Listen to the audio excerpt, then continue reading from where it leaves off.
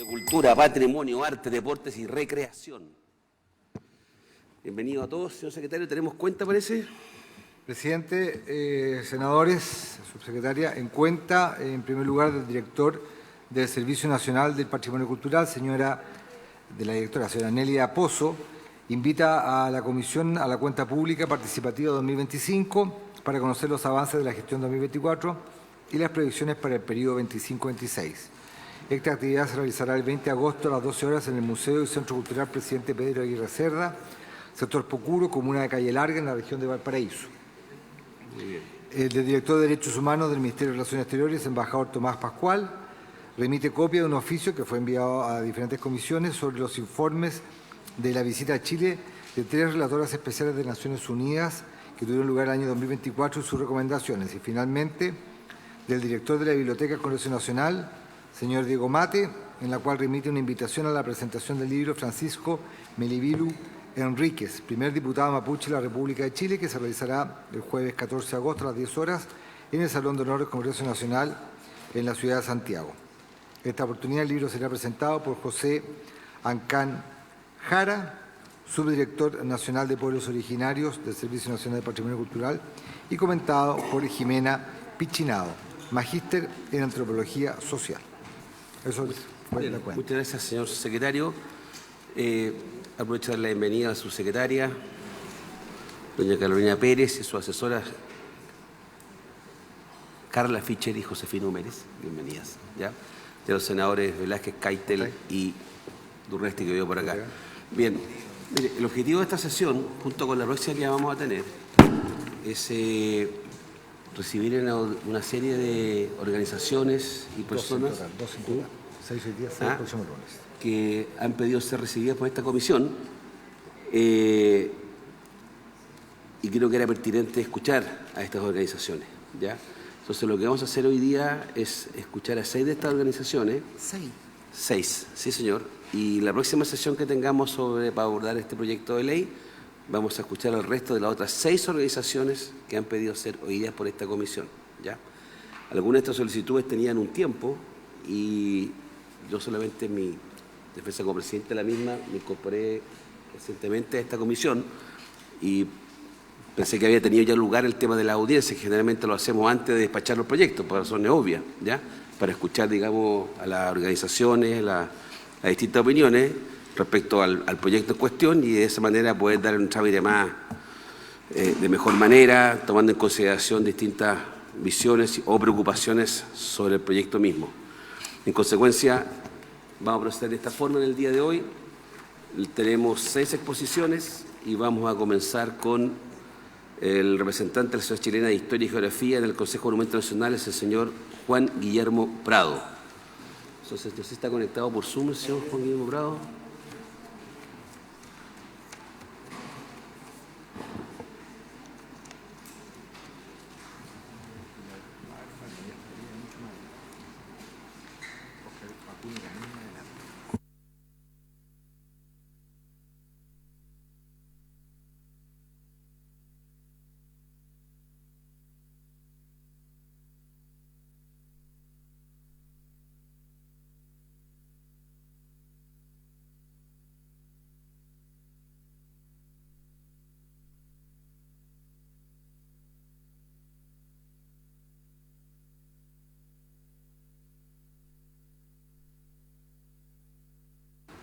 Es que no aparece en pantalla don Juan Guillermo Prado, que era el primero que tengo acá. Pero si no, seguimos con la persona que está.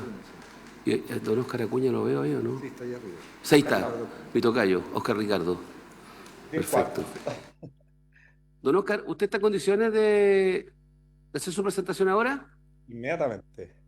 Ya, vamos entonces con usted mejor para no atrasarnos ni atrasar al resto de los asistentes a esta sesión telemática de la Comisión de Patrimonio y de Cultura. Entonces, quedamos con el abogado señor Óscar Acuña, que se desempeñó como secretario ejecutivo del Consejo de Monumentos Nacionales por 16 años y es abogado de la Dirección de Bibliotecas, Archivos y Museos, más conocido como la DIVAM. Entonces, don Óscar Ricardo Acuña tiene la palabra. Muchas gracias, presidente. Y además agrego que nosotros hicimos un proyecto súper interesante con su papá y con doña Luisa Durán, que es la Biblioteca de Santiago y el Biblioredes, con la Clara Butnik, que es como mi cuasi mamá.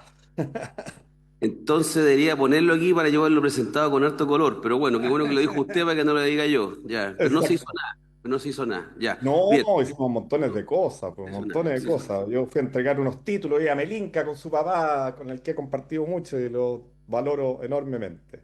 No, está bien. Se le agradece la aclaración. Bueno, Por pero vamos al favor. proyecto que nos preocupa ahora, que creemos, ojalá podamos despacharlo durante esta administración. ¿Mm? Estupendo. Oiga, ¿lo comparto yo o el PowerPoint o está por ahí el texto? No, no, no lo sé. Parece que está. Ahí está, lo veo en pantalla. ¿Lo ve en pantalla? Listo. No sé si hay que ponerlo en formato presentación, ahí está. Y Parece que después, sí. ya, Sí, parece que ahí lo pongo yo en formato presentación. Listo. perfecto, impeque. Pues, oiga, bueno, muy agradecido. Yo he seguido las discusiones, ¿ah? Y me parecen sumamente interesante el debate que han tenido los diversos parlamentarios que están presentes en esta comisión.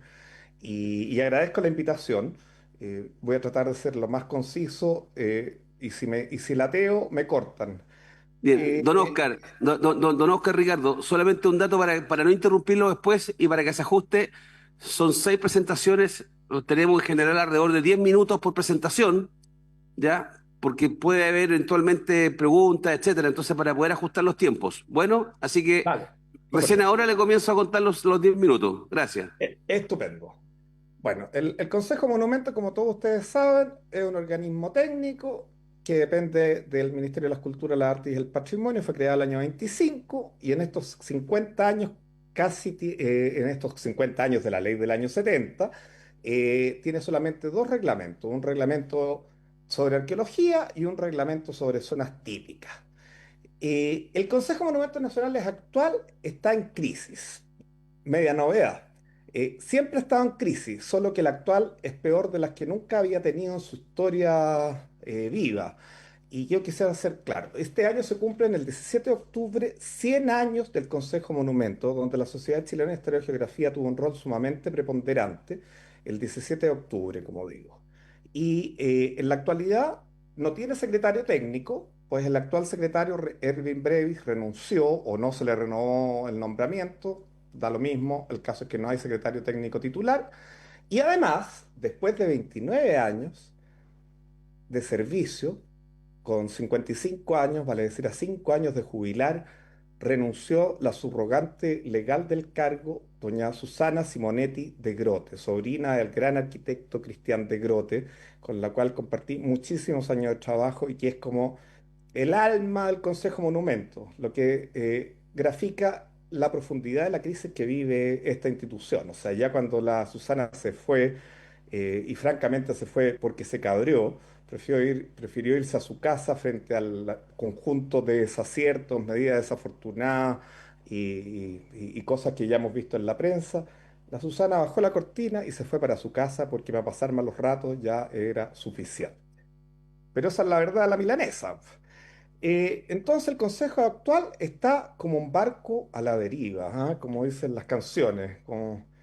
Eh, y, y quiero señalar esto porque yo fui abogado de la DIVAN por un aviso en el diario, en tiempo de llamarte Cruzcoque, entre el año 96 y secretario ejecutivo del consejo entre el 2006 y el 2011, periodo en el cual me tocó compartir con Luciano Cruzcoque y fue también muy agradable ese periodo, a pesar del terremoto que dejó la crema.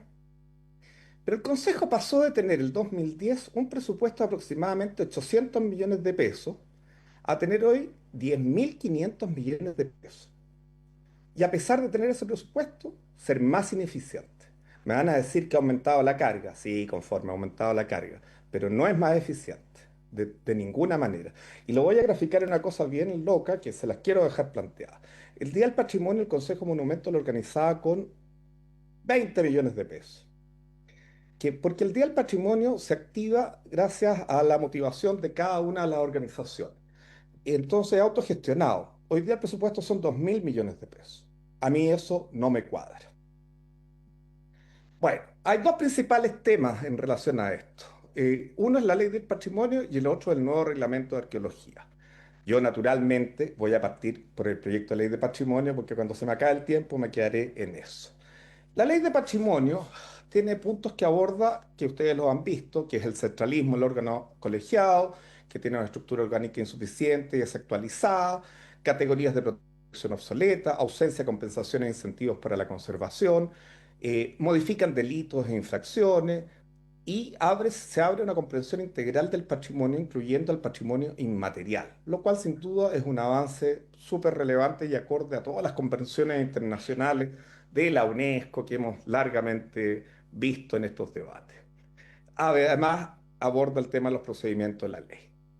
Pero yo dije, les tengo que mostrar fotos a los parlamentarios porque muchas veces acá discutimos sobre las tapas de Coca-Cola y en realidad las tapas de Coca-Cola existen, po. Acá vemos un hallazgo que se realizó en un proyecto en Santiago. Esto es de una botella de Laboratorio Chile de un remedio, ¿ah? Que yo les aseguro que si vamos al Persa Bio Bio la vamos a encontrar hasta con el jarabe adentro.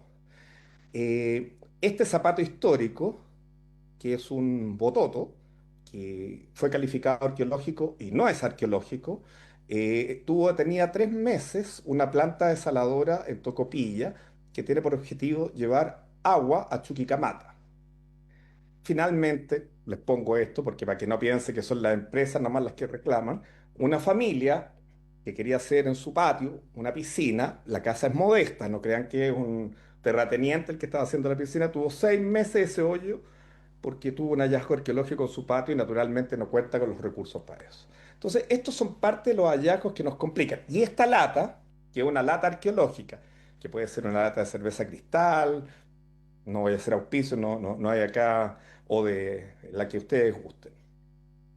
También esta lata fue carísima, de haber costado como unos 8 millones de pesos cuidarla para efectos de que no se la llevara el viento, no se la llevara el agua, porque si se pierde la lata, y como hay que pedir permiso previo al Consejo Monumento para rescatarla, si se pierde se produce una figura de daño ambiental y esto va a la Superintendencia del Medio Ambiente y al Tribunal Ambiental. Ustedes sabrán sacar las conclusiones de los costos que eso implica. Yendo entonces a la ley de patrimonio, las principales observaciones que me surgen en general es positiva y es un avance que es bueno apoyar. No tengo dudas al respecto. Pero hay temas a mejorar. Porque la ley de monumentos, que fue obra de el jurisconsulto o jurista, si ustedes quieren, hoy día no todos los abogados son juristas para empezar, pero este sí, don Máximo Pacheco, ministro de Educación del presidente Frei Montalva, viene del año 70 con problemas. O sea, estamos cascando con ella 55 años.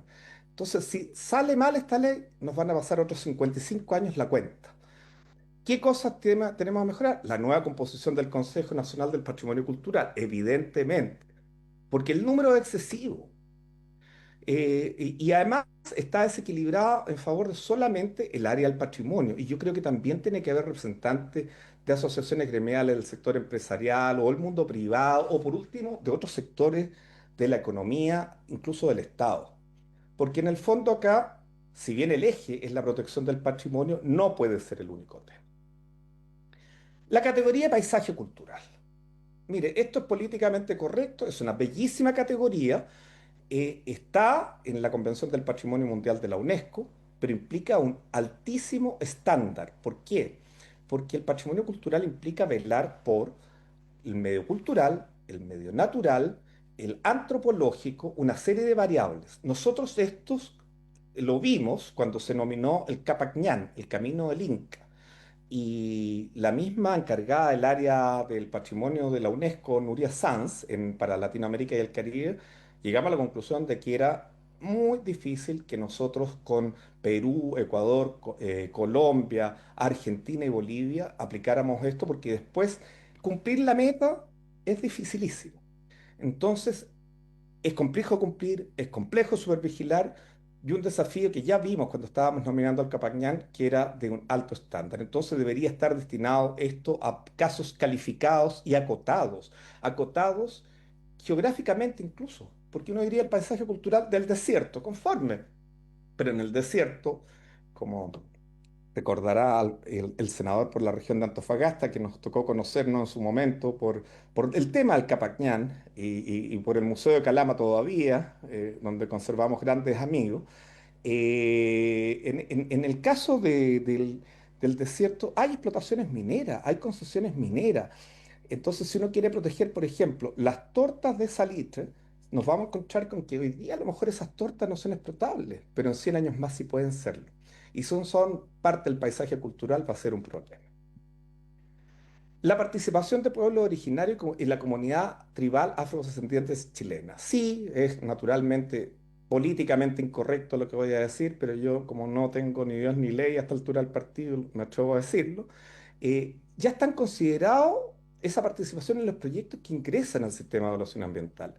Y esto puede generar una recarga enorme al sistema, como pasó en el Hospital de la Unión, como ha pasado en otros hospitales del país y en muchos otros casos de alta sensibilidad. Entonces, yo no sé, no tengo la respuesta, ¿ya? Pero creo que hay que ver de qué manera compatibilizarlo para que no se nos vuelva la quinta rueda de la carreta. Perdón por la expresión coloquial, hago clases en un montón de partes, pero creo que lo más didáctico es ser franco. Es un problema y además para que dialogue con el sistema de evaluación ambiental.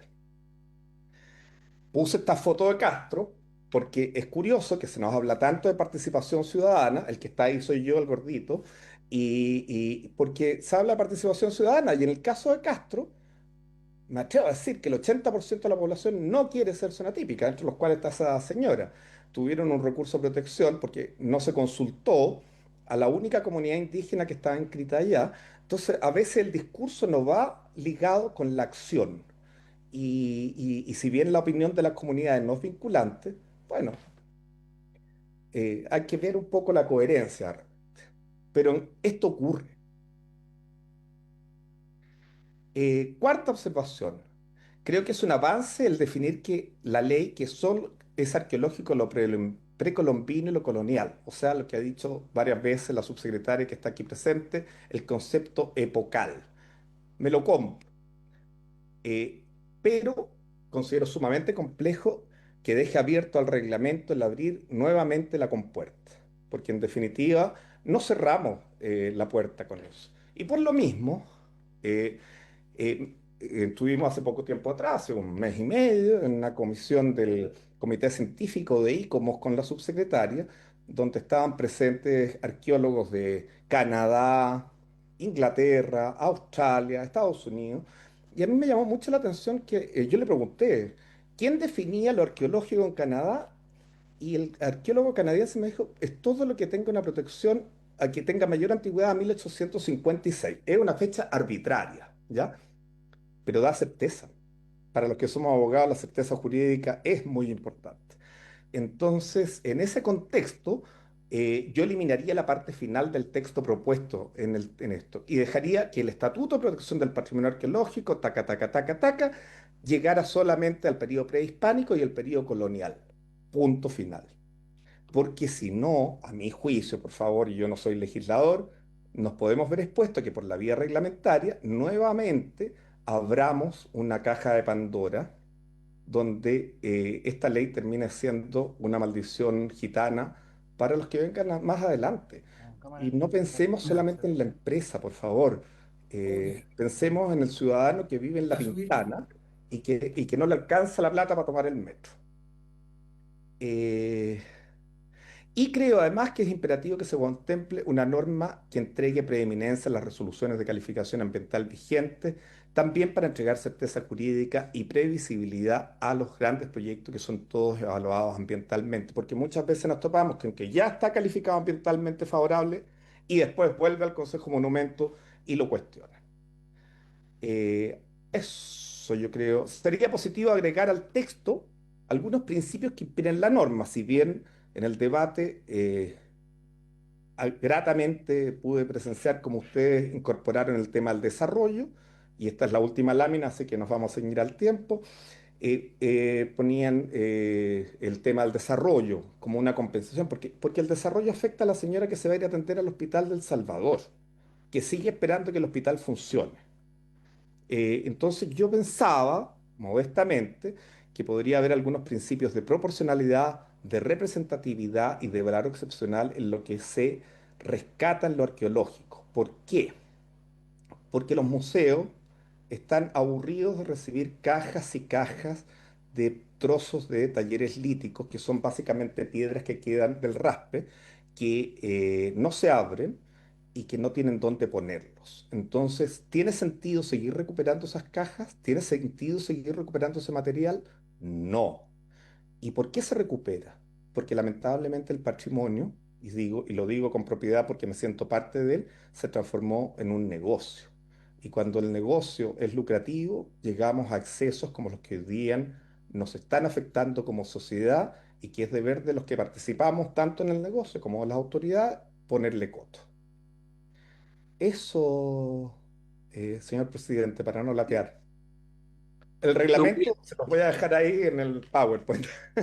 muy bien, no, muchas gracias porque ya se había cumplido el plazo, pero se le agradece la presentación que puede ser compartido, no lo que se afirma, pero fue muy clara lo que plantea al menos. ¿Ah? Eso lo quiero decir. Y por supuesto, senador Keitel. Muchas gracias, presidente. Normal polémica. Bueno, primero dar las gracias a don Oscar Ricardo, don Enrique, no sé cuál es, cómo le gusta que lo llamen, pero me quedó dando vuelta una cosa chiquitita e insisto, no quiero armar polémica, pero nombró al principio algo de 20 millones y después de 2.000 millones.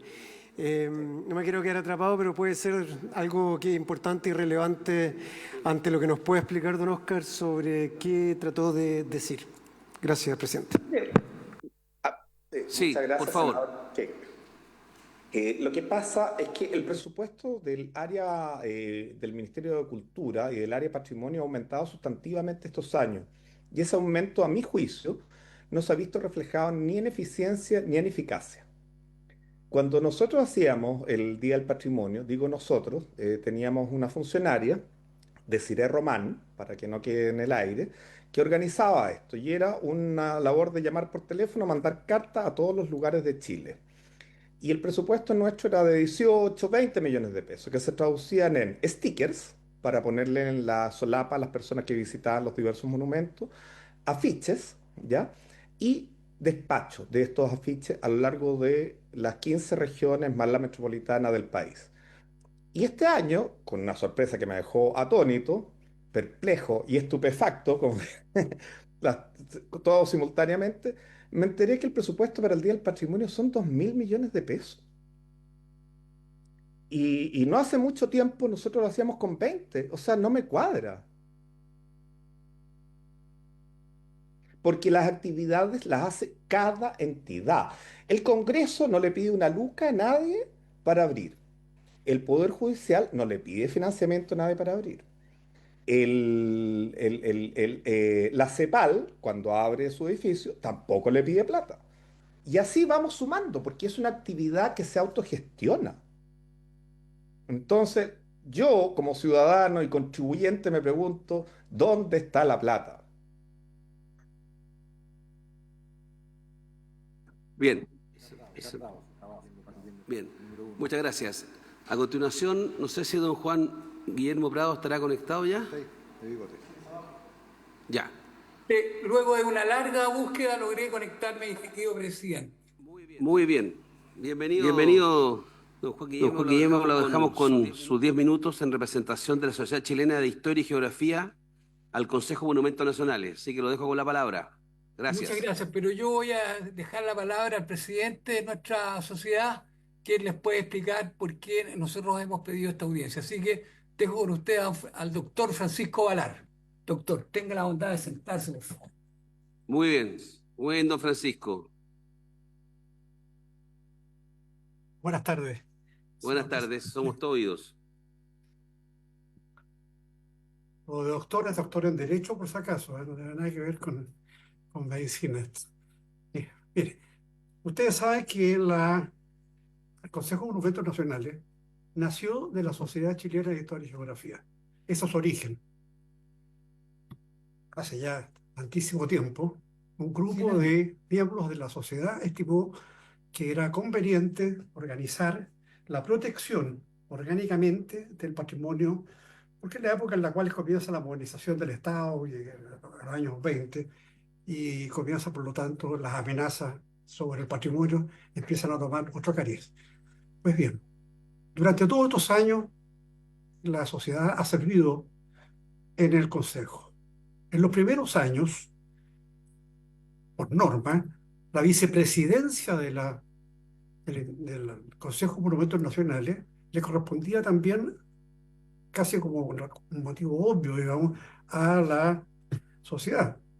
Ahora, en el tiempo es cierto, se fueron desarrollando más las actividades universitarias, hay otros entes, se ha ido complejizando el problema este, y en este momento no es ningún misterio, digamos, que el Consejo necesita una reforma que lo haga más eficiente y que ayude, digamos, a que se puedan ir solucionando los cuellos de botella que en este momento lo tienen prácticamente tan cuestionado en la opinión pública. Ahora bien, nosotros creemos que podemos colaborar en la tarea de agilizar los trámites, las gestiones que se realizan, siempre y cuando se conceptualice de mejor manera qué es lo que es patrimonio, eso primero que nada.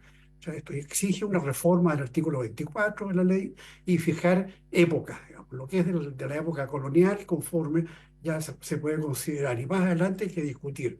Pero hay una razón más de fondo por la cual nosotros pedimos la audiencia, no solamente por motivo histórico, es que el Consejo en este momento tiende en los últimos años a convertirse en un órgano más del aparato público chileno. Está representado en el Consejo el Estado de Chile. Nosotros creemos que la sociedad puede contribuir, junto con el Instituto de Conmemoración Histórica, por ejemplo, a asegurar la presencia de opiniones igualmente técnicas, apolíticas, patriotas, en definitiva, que representen de alguna manera la sociedad civil. Gran parte de las discordias en este momento, más bien dicho, de las dificultades para solucionarlas, es porque el Consejo no tiene interlocución válida con el mundo de la sociedad civil. Entonces, creemos que nosotros, formando parte del Consejo, de este Consejo renovado, que hay que hacerlo, podemos cumplir un rol de nexo, de puente, que puede ser útil para sostener la existencia del Consejo, que es lo que en definitiva vemos es lo que está en juego.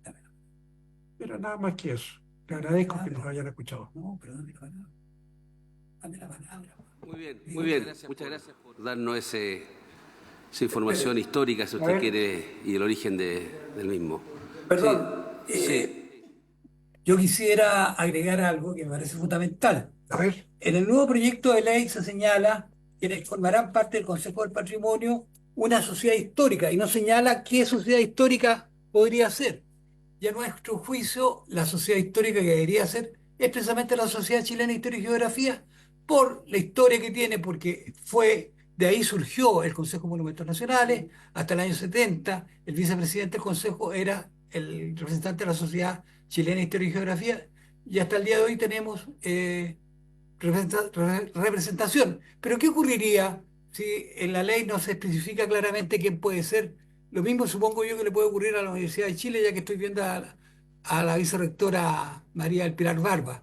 Entonces creo que eso es fundamental, quedar claro que en el artículo referente al Consejo de los Patrimonios sea una institución como la Sociedad Chilena de Historia y Geografía, por la historia que tiene, por la trayectoria que tiene, por los integrantes que tiene, muchos de ellos premios nacionales, y en una de esas aprobaciones políticas se puede determinar que quien va a formar parte de este consejo podría ser cualquier sociedad histórica, y la única sociedad que tiene hoy día representación en todo Chile, con miembros desde Arica a Punta Arenas, somos precisamente nosotros. Y hay muchos parlamentarios, voy a citar solamente a uno, por ejemplo, el senador Horvath fue uno de nuestros mejores integrantes durante largo tiempo y colaboró mucho con nosotros. Así que yo, en recuerdo de Antonio Horvath, pido que digamos, en el proyecto de ley se señale que la Sociedad Chilena de Historia y Geografía formará parte del Consejo del Patrimonio de acuerdo a la nueva ley. Es cuanto puedo informar a sus señorías. Cualquier pregunta, por favor, háganmela porque estoy dispuesto a colaborar. Muy bien, muchas gracias, don Guillermo. Juan Guillermo, no sé si alguien quiere hacer alguna pregunta, porque esto es bastante clara la solicitud. Bien, muchas gracias. Gracias a Quedó muy claro. A continuación, vamos a escuchar a la Cámara Chilena de la Construcción. Tan presente aparece la vicepresidenta nacional, señora Alicia Vesperinas, El presidente de la Comisión Ciudad y Territorio, don señor Bernardo Echeverría, y también tengo anotado aquí a don Carlos Pinto, no sé si estoy en lo correcto. Así es. Muy buenas tardes, sí, está perfecto. Un saludo a todos los presentes por su intermedio, señor presidente. Muchas gracias. Agradecemos este espacio para poder exponer nuestras propuestas que como gremio de la construcción hemos desarrollado a partir de toda la experiencia práctica que tenemos en relación con los hallazgos arqueológicos y el desarrollo de proyectos. En esta conversación concurren dos necesidades sociales, la de proteger el patrimonio y la de la concreción de obras fundamentales para el desarrollo. Nos anima la convicción de que sí es posible compatibilizar ambas necesidades y para ello se requieren reglas claras, incentivos correctos y procedimientos ampliamente validados. Nuestras propuestas van en esa línea y me gustaría que pudiera continuar con nuestra exposición el señor Bernardo Echeverría, presidente de la Comisión Ciudad y Territorio de nuestro gremio. Muchas gracias. Gracias, Alicia. Muy buenas tardes. Adelante. Queríamos partir primero, ¿no es cierto?, con una visión general, enfoque, y de ahí meternos en algunos temas específicos. Vamos a tratar de pasarlos rápidamente de manera de no sobrepasar los 10 minutos establecidos. Lo primero de todo, en términos de visión, ya nos señalaba Alicia, nuestro problema hoy día es el alto impacto que están teniendo las resoluciones sobre patrimonio y particularmente los hallazgos arqueológicos, sobre la actividad en general y en particular del sector construcción, tanto en el sector de infraestructura, caminos, hospitales, oficinas públicas, etcétera, como también en el sector vivienda. Y nosotros siempre hemos creído que hay que integrar estos dos factores, tanto los intereses propios, ¿no es cierto?, del crecimiento y del desarrollo, con los intereses de índole patrimonial. Y es así como hemos venido colaborando en los últimos 20 años, hemos presentado una serie de trabajos tendientes a potenciar la preservación del patrimonio, obtener un adecuado financiamiento para él, y los incentivos para la participación tanto pública como privada en la preservación del patrimonio.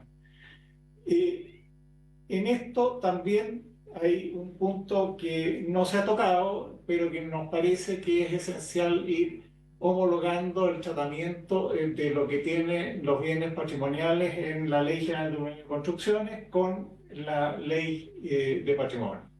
No puede ser que haya duplicidad de calificaciones, ¿no es cierto?, y por lo tanto duplicidad de trámites, etc. Debiendo primar la legislación de patrimonio por sobre la otra, ¿no es cierto?, en todos aquellos casos en que se produzca duplicidad. Y soluciones operativas y mecanismos de implementación. Vamos al financiamiento. Lo primero de todo es carencia en el proyecto sobre la identificación y promoción del financiamiento para la protección y puesta en valor del patrimonio. Los planes de gestión patrimonial deben incluir explícitamente las fuentes de financiamiento, públicas, privadas o mixtas, incorporar análisis de incentivos como la Ley de Financiamiento Urbano Compartido u otras, ¿no es cierto?, que sean convenientes. El beneficio tributario propuesto en el artículo 68, número 10, es insuficiente y debe ser necesariamente mejorado. He hecho un análisis de múltiples casos de restauración patrimonial, las cifras son de otras magnitudes y por lo tanto, ¿no es cierto?, este instrumento es absolutamente insuficiente. Después de eso, tenemos sobre el tema de la duplicación que les señalaba, normativa entre Ley General de Urbanismo y Patrimonio. El proyecto mantiene la duplicidad de régimen de protección patrimonial entre el propuesto y el artículo 60 de la Ley General de Urbanismo y Construcciones, ¿no es cierto?, en materia de inmuebles de conservación histórica y zona de conservación histórica. Esto genera confusión y sobrecarga administrativa. Sugerimos incorporar la indicación de que un inmueble declarado según la nueva Ley de Patrimonio si goza de condición de ICH o ZCH, según el plan regulador local, pierde aquella condición a efecto de no tener una doble protección y tramitación. Incorporar una disposición también transitoria para que futuras declaraciones se realicen bajo la nueva ley y se homologuen automáticamente. Y fortalecer la obligatoriedad de que los planes reguladores comunales armonicen sus instrumentos de planificación territorial con los bienes culturales declarados. Crear una mesa de trabajo interministerial para armonizar esta normativa entre el Ministerio de Cultura, el MINBU y Hacienda. ¿Sí? Después de eso, sobre depósito, perdón, sobre hallazgos arqueológicos, paleontológicos y certeza y eficiencia. Falta enormemente una priorización en la protección y falta de un reglamento expedito con criterios claros. Ahí, por lo tanto, se produce incertidumbre en el tratamiento de los materiales excavados, incertidumbre en la custodia y finalmente en su depósito. La primera afirmación que queremos hacer es que, como en todo el mundo, no todo debe rescatarse. Ese es un primer punto, ¿no es cierto?, necesario de establecer, ¿no es cierto?, como principio. No todo lo que está bajo tierra, ¿no es cierto?, por mucho que pueda tener un interés particular, debe rescatarse. Acotar el objeto de protección, estamos de acuerdo con acotarlo, privilegiando lo prehispánico y colonial. Sabemos que también los republicanos en su justa medida. El problema que señalaba don Oscar, ¿no es cierto?, el tema es cómo se reglamenta esto. Y es urgente, por lo tanto, que promulgada esta ley se reglamente a la brevedad y se incluyan metodologías claras para la identificación y evaluación previa en proyectos de inversión. Fomentar un catastro georreferenciado de zonas con alta probabilidad de hallazgo.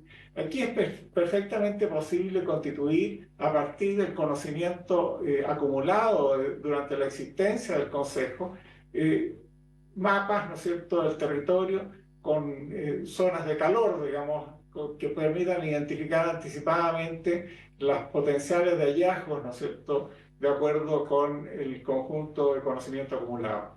Detallar un reglamento en la cadena de custodia y procedimientos estandarizados para hallazgos fortuitos.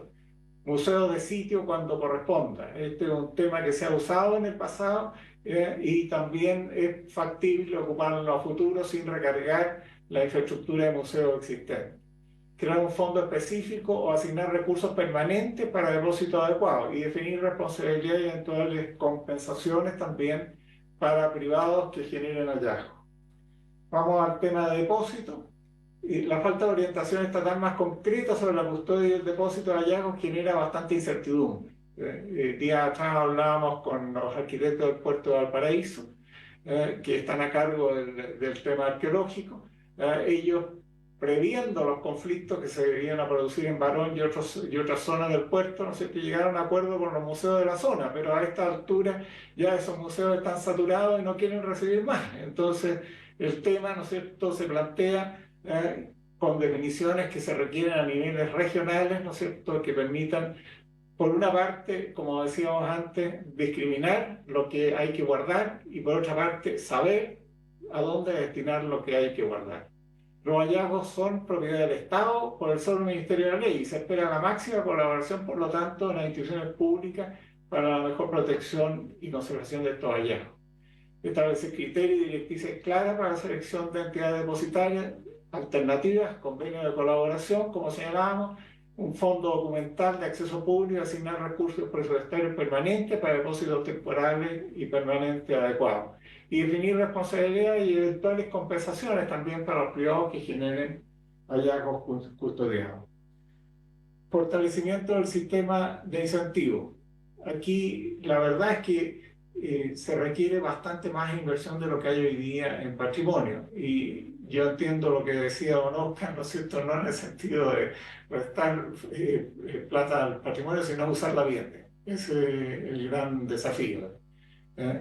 Eliminar la cláusula de incompatibilidad entre los beneficios tributarios y subsidios que contienen los artículos 68 y 69 del proyecto de ley, permitiendo múltiples fuentes de financiamiento. Si uno analiza los números del 68 y 69, la verdad es que no se llega muy lejos. Mayores recursos e incentivos adicionales cuando existan usos públicos, culturales y sociales. Creo que hay que discriminar eso. Si existe un interés público y social en el cuidado de los hallazgos, debe haber un tratamiento especial también. Establecer un fondo específico para la adquisición preferente de bienes patrimoniales por parte del Estado, que hoy día no existe, y explorar mecanismos de financiamiento a través de la banca de desarrollo con líneas de crédito preferenciales. En materia de gobernanza, nos preocupa también el tema de la cantidad. Aquí se está llegando a un consejo de 30 miembros, estructurado más bien de en una fórmula de tipo corporativa. Nosotros creemos que eso es de enorme riesgo, tiene un potencial de mal funcionamiento grande, etc. Y nos atrevemos a proponer separar un poco las funciones ejecutiva y resolutiva de las consultivas y constituir quizás un grupo resolutivo y ejecutivo del Consejo de 6 a 8 miembros nombrados por alta dirección pública y un consejo consultivo donde se incorporen también los representantes de las distintas áreas de interés patrimonial y también de los gremios empresariales, construcción, minería, turismo, infraestructura y asociaciones de inversiones. Establecer un número equilibrado, en definitiva, de representantes de la sociedad civil, sector público y sector privado en el Consejo para operativizar su trabajo. Valoramos también el reforzamiento de las instancias regionales que esperamos que puedan ayudar a descomprimir el trabajo del actual Consejo Monumento Nacional. Nuevos paradigmas. Es necesario adecuar la reglamentación y comprensión de a los nuevos paradigmas del patrimonio inmaterial de pueblos originarios y afrodescendientes y su alcance. Para esto es necesario elaborar guías y manuales prácticos por parte de organismos competentes para detallar cómo interactuar y respetar estos tipos de patrimonio. Es necesario también adecuar el adecuado cumplimiento de los protocolos de participación de los pueblos originarios con obligatoriedad que sean vinculantes y sanciones por inobservancia. También establecer un plazo máximo perentorio para la elaboración y aprobación de protocolos regionales, asegurar legalmente el financiamiento adecuado y los mecanismos de facilitación para la participación en la elaboración de estos protocolos. Eso es lo que queríamos plantear. Y muchas gracias. Si hay alguna duda. Sí, muchas gracias. Tengo a senador Keitel y yo también tengo un par de preguntas. Senador Keitel. Muchas gracias, presidente. Agradecer la presentación, me parece muy clara, muy concisa y en la cual también comparto gran parte de lo dicho, especialmente por algunas de las propuestas comentadas en algunos de los puntos sobre la importancia de una buena ley. Tiene que ir siempre acompañada también de un buen reglamento, un buen funcionamiento. Se habla de crear un fondo de acceso, definir responsabilidades, recursos permanentes, incentivos adicionales sobre los 30 miembros también de este Consejo, que puede ser también cuestionable, en que puede de alguna u otra manera incluso hasta entorpecer el que se cumpla lo que diga finalmente la ley. Pero durante la intervención como tal vi que el Ejecutivo asentía varias veces con la cabeza, estando de acuerdo quizás con alguna de esas propuestas. Entonces, presidente, le quería pedir si la subsecretaria podría de alguna u otra forma, quizás en gran parte de esas propuestas donde asentieron con la cabeza, quizás referirse al tema y quizás también puede ser un importante avance de poder estar acogiendo algo que es bastante relevante de incorporar en la ley. Muchas gracias, presidente. Bien, uno ciertamente no puede obligar al Ejecutivo a pronunciarse sobre cada una de las propuestas, pero ciertamente puedo hacer uso de la palabra si le parece, entendiendo que no puede entrar en detalle a cada una de las propuestas. Pero en mi tema, y no quiero ser formal, en la presentación que vimos recién, en algún minuto se habló sobre, en una de las láminas, sobre la necesidad de superar la duplicidad de regímenes asociados a la protección patrimonial. Y pusieron un ejemplo en la pantalla, y yo lo sigo en la presentación escrita que tenemos acá, y no encontré esa lámina.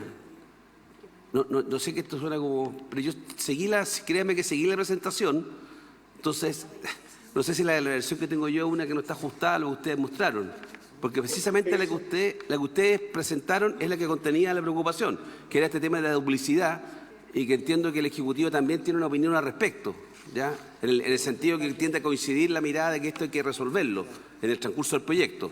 Pero solamente hago notar que la presentación de usted no se condice con la presentación que tengo acá por escrito, impresa por lo menos.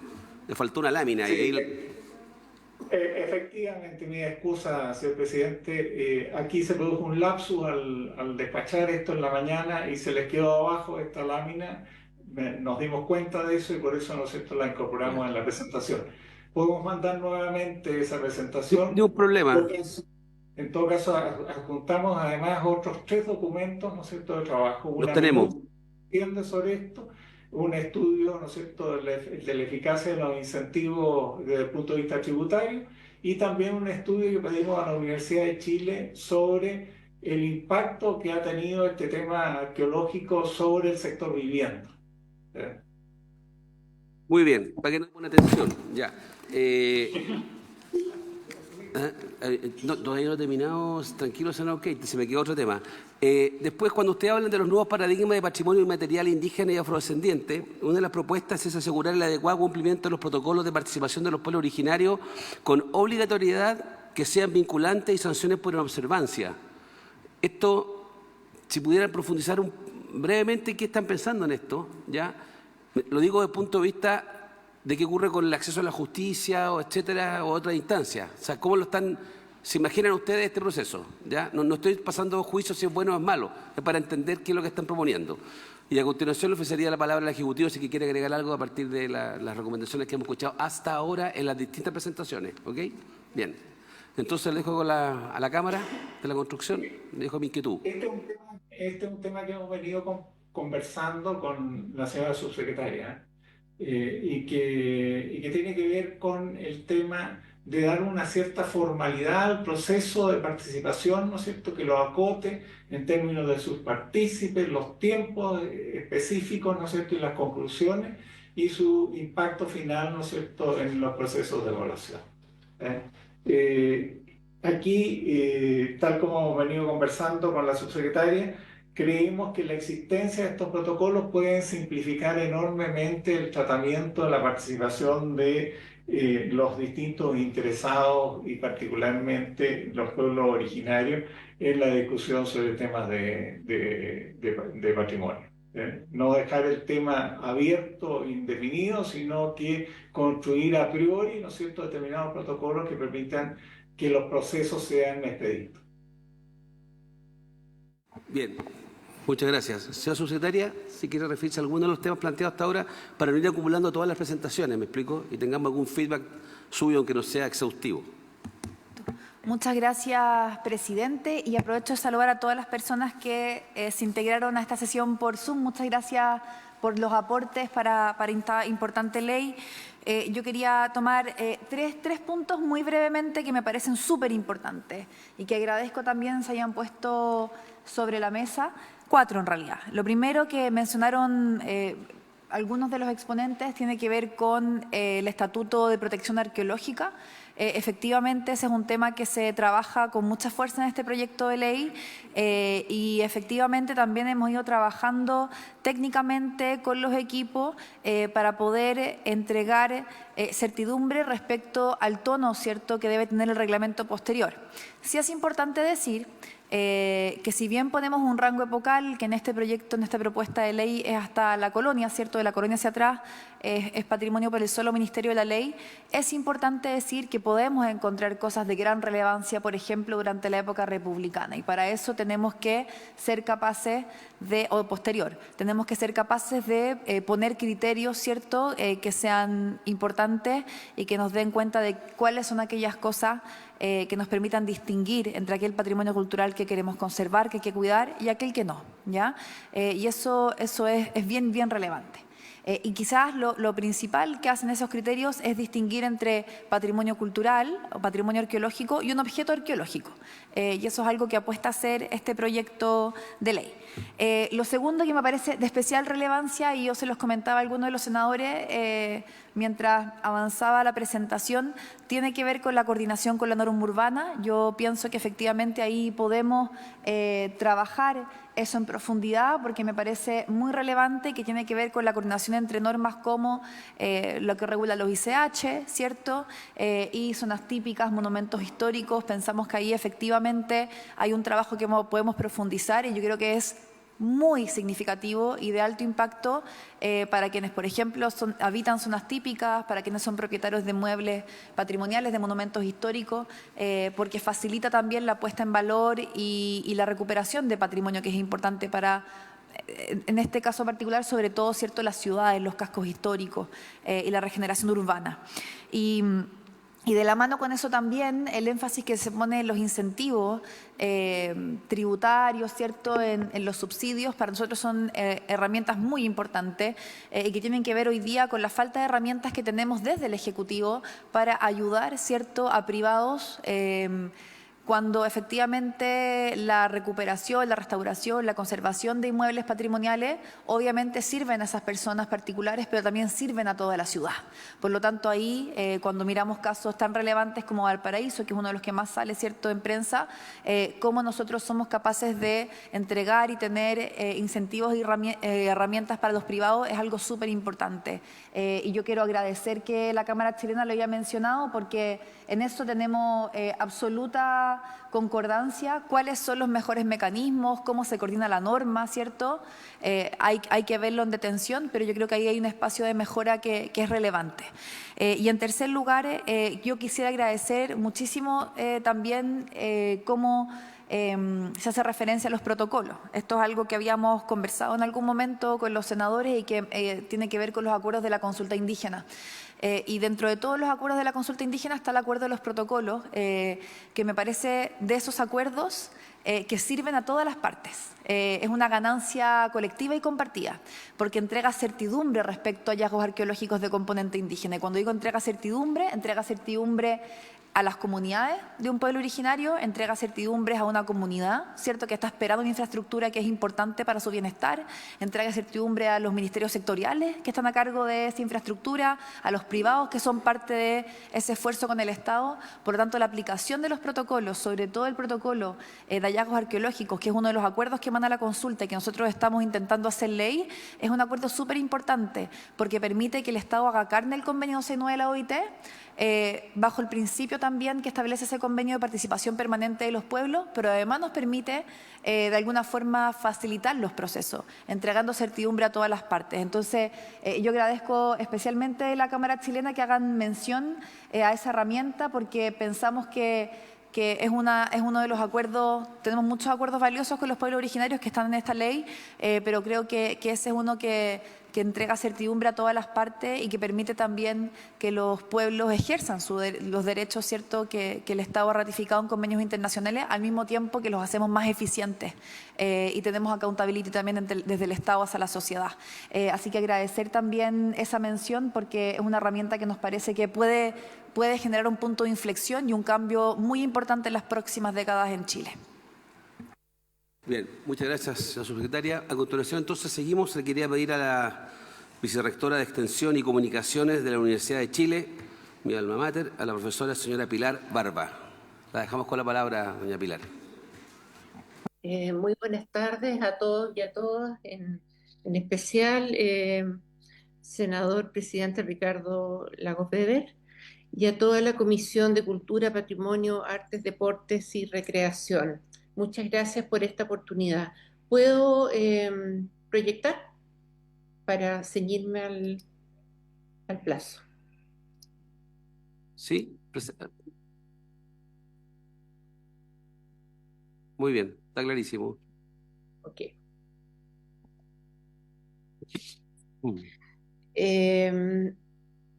Bien, como ustedes imaginarán, mi presencia aquí tiene que ver con hacer presente la contribución de la Universidad de Chile al patrimonio nacional y su situación en esta nueva ley. Bueno, la universidad en sus orígenes, en 1842, ha sido un pilar fundamental en el desarrollo de la cultura, las artes y también el patrimonio nacional. En el estatuto de la misma universidad se encomienda en manera explícita la misión de contribuir activamente al desarrollo del patrimonio cultural y de la identidad del país, considerando su naturaleza pública y su carácter nacional. La universidad tiene un papel crucial en la creación y también difusión cultural. Su labor se extiende a la conservación del patrimonio en sus dimensiones tanto materiales como inmateriales. Tiene considerable masa crítica de académico, y creo que este es un punto muy importante en todas las disciplinas vinculadas al patrimonio cultural y aporta la formación de talentos también en este ámbito. El Centro de Extensión Artística, como ejemplo, es un ente principal que ha desarrollado la música, el canto y la danza en eventos estables como la Sinfónica, el Ballet Nacional Chileno, el Coro Sinfónico y la Camerata Vocal. Todos ellos dependientes de la universidad. El Instituto de Historia y Patrimonio, que en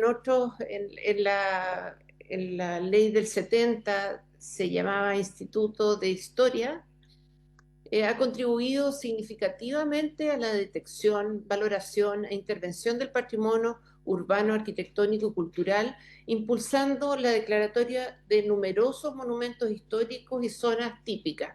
Hemos hecho, especialmente mi facultad, la Facultad de Arquitectura y Urbanismo, más de 200 declaratorias en su historia. Bien, la universidad también alberga importantes espacios culturales como el Museo de Arte Contemporáneo, el Museo de Arte Popular Americano, además tiene a cargo el Teatro Nacional Chileno. Posee también el archivo Andrés Bello, que es de mi dependencia, que resguarda, que es el núcleo patrimonial de la universidad y que resguarda las colecciones documentales, bibliográficas e iconográficas, y sirve de referencia al resto de la universidad, y apoyamos también las labores de resguardo de colecciones. Bueno, el Consejo de Monumentos se creó en el 25, como explicó Óscar ampliamente, con el objetivo de proteger fundamentalmente los monumentos históricos, públicos y arqueológicos, además de registrar los museos. En el 70 se amplió esta protección para incluir los santuarios de la naturaleza y las zonas típicas. La ley en ese momento también aumentó el número de miembros del Consejo, que originalmente eran 15,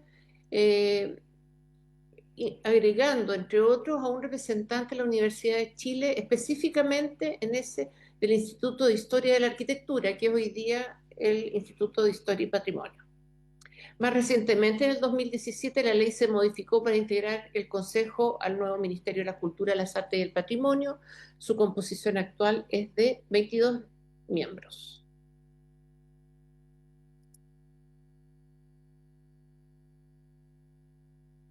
En el año 2019, el gobierno del presidente Sebastián Piñera presentó a la Cámara de Diputados el proyecto de ley sobre patrimonio cultural. Esta iniciativa buscaba adoptar una visión más amplia que incluyera categorías inmateriales y descentralizara la gestión. Originalmente el proyecto proponía reducir el Consejo Nacional de Patrimonio de 22 a 17 integrantes, excluyendo a la Universidad de Chile. Tras esta exclusión, la universidad envió un oficio a la ministra de las Culturas, Consuelo Valdés, solicitando que se revirtiera la decisión. En respuesta, la ministra reconoció que la exclusión de la universidad era un error y destacó su rol fundante en el Consejo y también de su misión protectora y creadora del patrimonio. Tras esto, se comprometió a asegurar la presencia de la universidad en el Consejo mediante la incorporación de un experto en patrimonio cultural inmaterial. Esto fue por oficio de julio de 2020.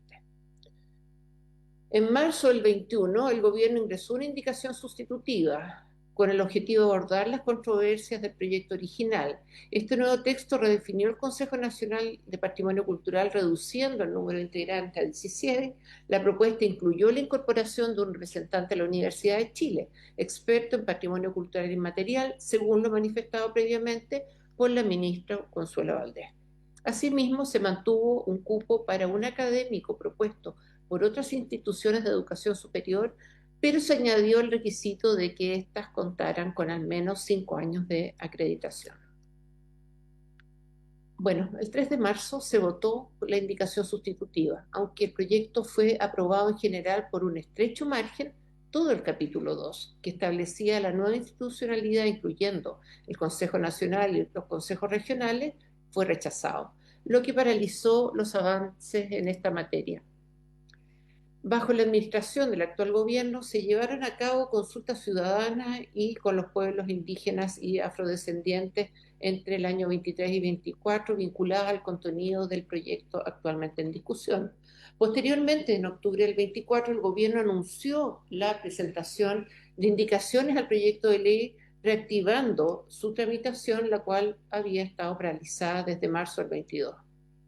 Las nuevas indicaciones proponen un nuevo Consejo de los Patrimonios de las Culturas con 30 miembros, lo que supone un aumento de 8 integrantes respecto a los 22 actuales.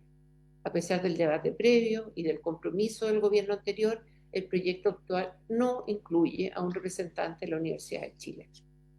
La propuesta que vengo a presentarles es restablecer la participación de la Universidad de Chile en el Consejo de la nueva institucionalidad, tal como se propuso en las indicaciones de marzo del 21, considerando su naturaleza estatal y su carácter nacional. De esta forma, reconocer la misión histórica y la contribución de la Universidad de Chile al desarrollo del patrimonio cultural del país. Creo además importante hacer notar que en las dinámicas del Consejo, al integrar académicos especialistas en esto, que en el fondo tienen sus 44 horas dedicadas al patrimonio, es un respaldo no solo de investigación, sino que de soporte a la misma nueva institucionalidad. Así que esa es mi presentación, señor presidente. Agradezco mucho la oportunidad. Muchas gracias, doña Pilar, por la presentación. Además que con ese repaso un poquito de ayuda a memoria para saber de dónde veníamos y qué ocurrió entre medio. Muchas gracias por ese planteamiento clarísimo de lo que está planteando al final en términos del rol de la universidad. No sé si alguien tiene algo que agregar. Vamos a la próxima presentación. No, bueno, bien. A continuación, le quiero ofrecer la palabra al Consejo Minero. Está presente su gerente general, don Carlos Urenda, y el gerente de estudio, don José Tomás Morel. No sé cuál de los dos, o si los dos van a hacer uso de la palabra, pero bienvenido, Carlos y José Tomás. Muchas gracias. Muy buenas tardes, honorables senadores. Es un día un poco triste para estar acá, pero bueno, el deber llama y por eso que vamos a aprovechar esta oportunidad que nosotros mismos hemos solicitado. Así que gracias por poder concedernos estos 10 minutos. Nosotros habíamos enviado una presentación a cada uno de los senadores de la comisión porque temíamos que a lo mejor no iba a haber tiempo para escuchar a todas las personas que habíamos pedido audiencia. Entonces ustedes ya tienen esa presentación y vamos a hacer algo, vamos a detallar los principales contenidos de esa presentación. Nosotros, cuando en abril pasado el Ejecutivo anunció que 10 proyectos orientados al crecimiento económico iban a tener una priorización, estuvimos bastante contentos porque vimos que se valorizaba mucho este tema y que también se reconocía que en el Consejo de Monumentos Nacionales, obviamente, había un factor que retrasaba permisos y que afectaba el crecimiento. Y eso era muy coherente con los informes que ha hecho la Comisión Nacional de Evaluación y Productividad, que decía que en cuanto a los permisos mineros, aquellos que otorga el Consejo de Monumentos Nacionales se habían constituido realmente en un cuello de botella. Ahora, cuando uno analiza el proyecto, ve que hay algunos avances en esta línea y en ese sentido hay que destacar el tema de radicar en las direcciones regionales la resolución de solicitudes de intervención en bienes patrimoniales. Eso obviamente contribuye a descentralizar versus que se mantengan a nivel nacional. También el tema de incluir a los ministerios de Economía y de Hacienda en este reglamento que va a dictar el Ministerio de Cultura para valorizar los bienes que no tienen por menester legal la valorización de patrimonio. Entonces, esos son dos puntos que hay que destacar y valorar.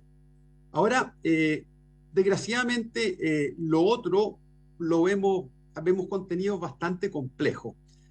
Nosotros entendemos perfectamente que un proyecto de ley que se refiere al patrimonio cultural no va a tener como único objetivo acelerar permisos ni fomentar el crecimiento. Nosotros entendemos que el patrimonio cultural tiene valores que son sumamente relevantes, que merecen ser protegidos y que un proyecto de ley de esta naturaleza tiene que tener su dinámica distinta. Ahora bien, creemos que como quedó el proyecto, yo diría que es una sola la observación genérica que vamos a hacer.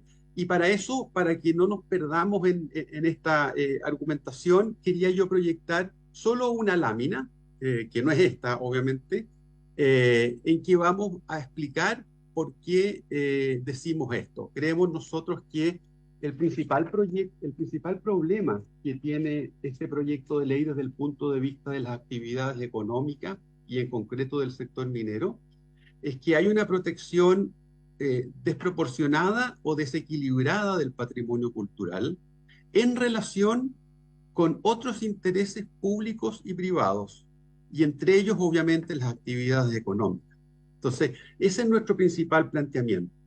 Y ese problema general de desequilibrio o de desproporción se hace ver principalmente en tres temas específicos. Uno es el tema del patrimonio inmaterial, ¿no es cierto? El patrimonio cultural inmaterial. ¿Y por qué esto es una complicación? Y aquí quiero ser súper enfático. Hay varios factores que tiene esta protección del patrimonio cultural. Y que no es que cada una esté mal, ni mucho menos, sino que lo que estamos diciendo es que sumados estos cuatro elementos, lo que hacen es establecer una desproporción muy grande en la protección del patrimonio cultural respecto a otros intereses, ¿ya? Por ejemplo, la definición amplia de patrimonio cultural inmaterial, sumada a una participación ciudadana limitada, porque aquí no hay realmente una participación ciudadana, lo que hay es una investigación participativa en que la dirección regional, con los servicios públicos que ella determine, si es que lo determina, chequea con los supuestos titulares de este patrimonio cultural y procede a seguir o no adelante con esta declaración. Por lo tanto, esto tiene el grave problema de que no se oye en esta instancia a posibles afectados con esta declaración. En tercer lugar, vemos que el reconocimiento como patrimonio cultural está concentrado en el Ministerio de las Culturas y el Consejo. Y el problema que tiene el Consejo, que puede ser bueno para otras cosas, pero para este caso puede ser un problema, y es que todos los que forman parte de él tienen una vocación de protección del patrimonio sin tener que necesariamente considerar el valor de otros bienes, sean públicos o privados, como la actividad económica. Entonces pasa que la dirección regional pasa al Servicio Nacional, ¿no es cierto? Y el Consejo hace el reconocimiento como patrimonio cultural y pide al Ministerio de las Culturas que emita el decreto correspondiente. Y recién cuando este decreto se publica en el Diario Oficial, las posibles partes afectadas, que pueden ser, por ejemplo, una empresa o cualquier otra organización, ahí puede presentar el recurso de protección que se presenta ante la misma autoridad que lo emitió. Y no se regula nada más sobre otros posibles recursos que puedan tener los terceros afectados.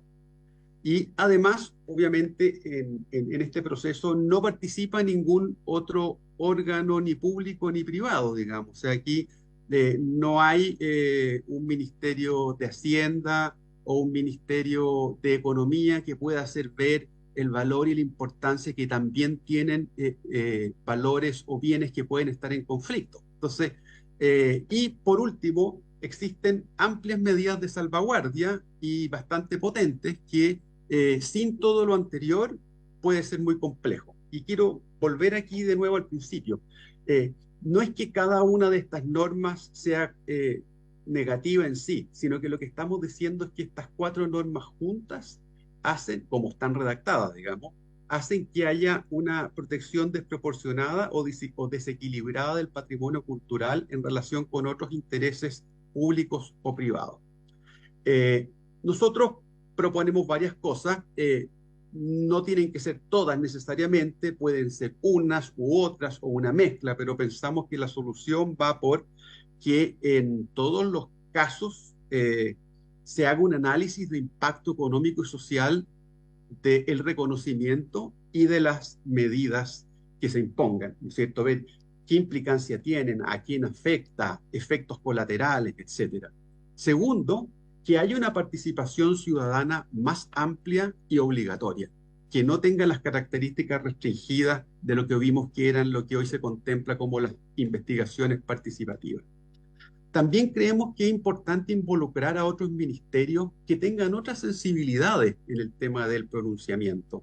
Y aquí no estamos hablando necesariamente de que entren al Consejo, sino que para que se emita el pronunciamiento por parte del Consejo debería requerirse obligatoriamente el pronunciamiento de ministerios que tienen que ver con los efectos secundarios que puede estar provocando una declaración de patrimonio cultural. Y bueno, por último, ya lo han dicho varias personas antes, parece excesivo subir de 22 a 30, un número que ya es excesivo hoy. En ese sentido tiene sentido volver a el planteamiento del año 2019 en orden a bajar incluso el número de integrantes del Consejo. Entonces, eso es la primera... el primer problema específico que vemos dentro de este problema general de desproporción o desequilibrio que apuntábamos. El segundo caso se refiere, es un tema muy similar, pero que ya no se refiere al patrimonio cultural inmaterial, sino que se refiere al patrimonio cultural de pueblos indígenas y tribales afrodescendientes. Ahí el problema es el mismo. Aquí cada uno de los elementos que ustedes ven dentro de los factores agregados puede ser razonable. El punto es que juntos provocan este desequilibrio del que hablábamos. La definición amplia de patrimonio cultural, la falta de un procedimiento de participación ciudadana amplio y obligatorio, el reconocimiento que está concentrado en el Ministerio de las Culturas y en el Consejo, y amplias medidas de salvaguardia. Son en el fondo los mismos factores que habíamos visto en el caso del patrimonio inmaterial, pero aquí se agrega un factor adicional que es lo que hablábamos de los protocolos. Nosotros entendemos que los protocolos son una solución que pretende flexibilizar ante la rigidez de la consulta indígena, pero creemos que este protocolo debería exceptuarse de la aplicación a ciertos casos que vamos a ver a continuación en la columna más a la derecha. Por eso, aquí las propuestas que hace el Consejo Minero son nuevamente muy similares a las que hicimos en relación al patrimonio cultural inmaterial.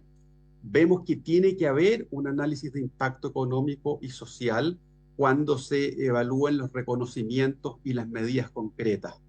Creemos también que tiene que haber una participación ciudadana amplia y obligatoria, especialmente escuchando a las personas que pueden o van a ser afectadas con estas declaraciones de patrimonio. Creemos también que hay que involucrar a otros ministerios que tienen una sensibilidad económica, por ejemplo, o de defensa o de cualquier otro valor. Y por último, creemos que debería exceptuarse del procedimiento de protocolo a aquellos proyectos que ya fueron aprobados y que pasaron por una consulta indígena. Creemos que esa consulta indígena debería establecer cómo se van a manejar estos temas, estas definiciones administrativas que hay que operacionalizar después de que empiezan a aparecer, por ejemplo, objetos que pudieran ser objeto de declaración de patrimonio, pero no aplicarle un protocolo nuevo y distinto, sino que dejar establecido desde el proceso de consulta cómo se van a solucionar estos temas para no duplicar esta especie de consulta indígena. Y por último, el tercer aspecto en que nosotros vemos que existe una desproporción o desequilibrio entre la protección del patrimonio cultural y otros intereses públicos o privados, entre ellos la actividad. ¿Qué pasó? Carlos, no se escucha, que apretaste quedaste en silencio o alguien te están censurando. Sí, que nos queda. Hoy sí. No, Ya, ahí sí. no debe haber sido censura, presidente. Debo haber sido yo mismo. Muchas gracias. Aquí lo que estamos diciendo es que si bien se define cuál es el objetivo a proteger, ¿no es cierto? Y aquí se dijo, y es bueno hacer esa declaración, que el objetivo es proteger hasta la colonia, ¿no es cierto? Y eso da certeza. Sin embargo, se dice que un reglamento después va a establecer los criterios en base a los cuales se va a proteger incluso otras cosas o lugares. Entonces, este tema creemos que también puede ser complicado y quedar muy abierto. Reconocemos, como lo dijimos al principio, que se avanzó en incorporar a Hacienda y a Economía para que junto con Cultura dicten este reglamento, pero la verdad es que situaciones que van a tener efectos tan importantes, a lo mejor sería mejor acotarlo en la ley, como dijo don Óscar Acuña. Y la segunda parte de esta letra C tiene que ver que no se solucionan los problemas que veíamos en los procedimientos para autorizar intervenciones ante hallazgos, ¿no es cierto? Aquí nosotros veíamos que se establecía, había un hallazgo, ¿no es cierto? Pasaba un plazo y tenía que haber un pronunciamiento, pero a veces las direcciones podían atrasarse. Entonces, en el caso de que se atrasara, correctamente el proyecto de ley dice que el titular puede presentar su diagnóstico y sus medidas, pero el problema es que no dice qué pasa si es que lo hace. Ya, pasó el tiempo, la dirección no hizo nada, entonces el titular presentó su diagnóstico y sus medidas, pero la dirección sigue sin decir nada. Debería haber ahí una especie de silencio positivo.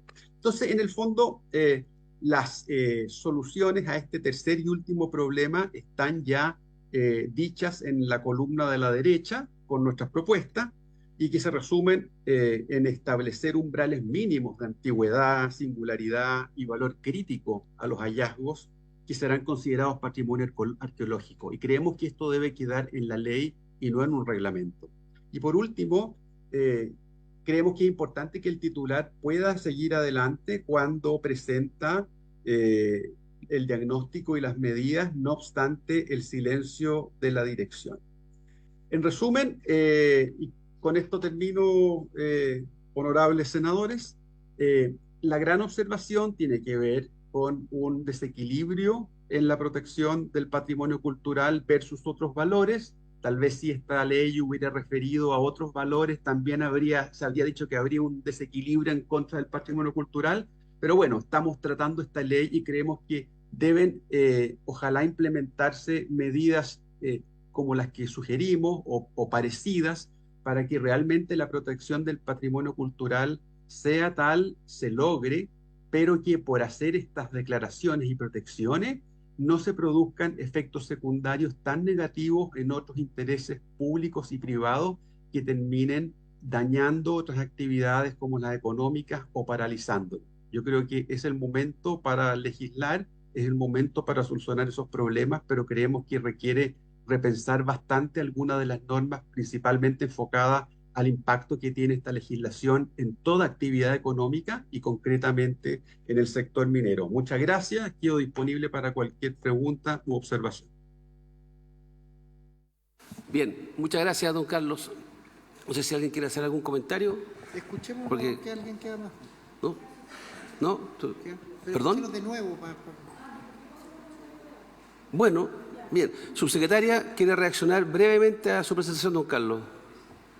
Una buena señal. Voy a ser muy, muy breve. Muchas gracias, Carlos, por la presentación. Para no quitarle tiempo a la SOFOFA, porque también la veo conectada, hacer algunas precisiones tomando en consideración los insumos que se presentan desde el Consejo Minero. Lo primero es que El patrimonio cultural inmaterial, y es importante puntualizarlo, y podemos ver que la norma lo diga de manera muy explícita, pero el patrimonio cultural inmaterial no incide en el régimen autorizatorio, y eso es importante decirlo, ¿ya? El estándar UNESCO, y que tiene que ver también con los mecanismos de participación que propone la ley, el estándar UNESCO, que es la Convención del 2003 de Patrimonio Cultural Inmaterial, establece que el reconocimiento de prácticas ámbitos inmateriales debe ser de abajo hacia arriba. Por lo tanto, debe ser una comunidad, una portadora, legataria, la que solicita el reconocimiento del Estado, ¿cierto? Y por eso digo reconocimiento y no declaratoria, porque hemos hablado que tienen consecuencias jurídicas distintas. El reconocimiento no tiene como consecuencia jurídica las autorizaciones o los permisos. Activa el plan de salvaguardia, que es lo que menciona el Consejo Minero. Pero el plan de salvaguardia son aquellas acciones desde el Estado para conservar, ¿cierto? Y para que este ámbito del patrimonio cultural inmaterial pueda preservarse en el futuro. Eso es bien importante decirlo porque efectivamente lo inmaterial no incide en el régimen autorizatorio. Lo segundo que quería plantear muy brevemente tiene que ver con la voz de otros ministerios. A mí me parece correcto que ámbitos culturales, artísticos o patrimoniales sean liderados, ¿cierto? Y sus decretos sean firmados por la ministra o ministro de esa cartera. Pero es importante decir que en la propuesta de consejo que hacemos, más allá de la cantidad de miembros, están presentes, ¿cierto?, consejeros que representan ministerios como el Ministerio de Obras Públicas, como el Ministerio de Economía. Por lo tanto, la voz que tenga que ver con aquellos aspectos que le preocupan, ¿cierto?, al Consejo, está presente en el espacio colegiado. Y ha estado presente siempre. Nosotros tenemos grandes aportes, por ejemplo, desde el Ministerio de Obras Públicas, vinculados a grandes proyectos y a entender, ¿cierto?, las consecuencias que tiene una declaratoria de patrimonio cultural. Por lo tanto, creo que la presencia de los consejeros desde esos ámbitos es importante y está en este proyecto, al igual que lo está ahora. Pero es importante decir que la atribución legal, ¿cierto?, de la protección del patrimonio cultural radica en el Ministerio de las Culturas, las Artes y el Patrimonio, no yendo eso en desmedro de que nosotros solicitamos para muchísimas declaratorias a nivel nacional la opinión de carteras involucradas, siempre son consideradas. Y lo último que quería decir, podría decir mucho porque era extensa la presentación, pero me voy a ir a un punto importante que tiene que ver con la protección de patrimonio indígena. Es importante decir que no existe la duplicidad que indica el Consejo, porque cuando desde la evaluación ambiental se desarrolla la consulta respecto de la relación de comunidades originarias con un proyecto, eso no colinda, ¿cierto?, con el protocolo de hallazgos arqueológicos cuando estamos hablando de que el objeto de protección es distinto. Por lo tanto, es importante decir que el protocolo se relaciona con hallazgos arqueológicos, por lo que esa regulación obedece a un objeto distinto y que ese protocolo se activaría únicamente en la tramitación sectorial. Entonces, muy encantados, Carlos, también de poder ir revisando en detalle cada una de esas apreciaciones, porque creo que hay varias respuestas importantes, en particular con el protocolo y la duplicidad o no, pero decir que acá estamos hablando de un objeto vinculado a la tramitación sectorial. Y por último, la claridad respecto del hallazgo no previsto, que también me parece súper importante. Hay una redacción en la norma bastante clara respecto de eso que yo quiero leer para que se pueda quedar como un insumo importante, que es que efectivamente se puede ejecutar conforme a las reglas del presente título sin más trámite. Eso quiere decir que efectivamente cuando el estudio es realizado por el titular, ante la ausencia de manifestación del servicio a nivel regional, puede ejecutarse, ¿cierto? Puede ejecutarse el diagnóstico conforme a las reglas del presente título sin más trámite. Podemos también bajarlo un poco más y conversarlo en mayor profundidad, pero decir que es algo que sí previmos porque sabíamos que era de interés de varios proyectos. Hasta ahí me quedo porque, o si no voy a hablar mucho, presidente. Se agradece el esfuerzo y la intensidad.